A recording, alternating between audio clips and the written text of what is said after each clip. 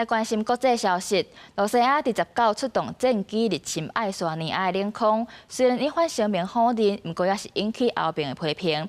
因为罗西亚这款起无卡的行为是已经造成局势紧张，后边会继续加强防卫能力，绝对不会落软。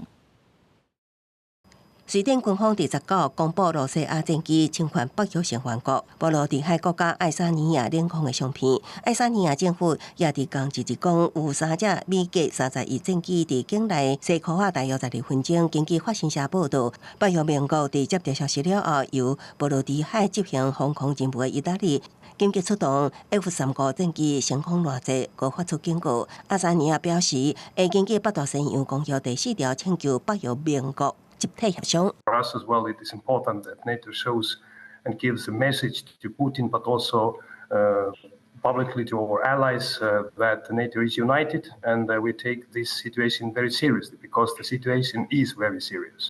罗西亚国防部是伫20透早发表声明否认，表示战机是飞过波罗的海的中立水域，伫飞行的过程中严格遵守国际领空规范，而且经过检查了后，证实罗西亚无偏离约定的飞行路线，也无侵犯其他的国家边境。美国总统川普访问着这件代志，伊讲也未收到回报。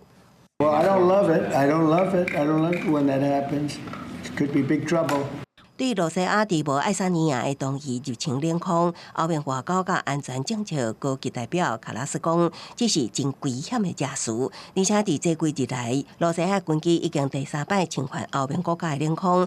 除了互局势紧张，卡拉斯也讲，普廷当咧试探欧盟的底线，所以会加强成员国的防御能力，绝对无咧软。公司新闻新闻部编译。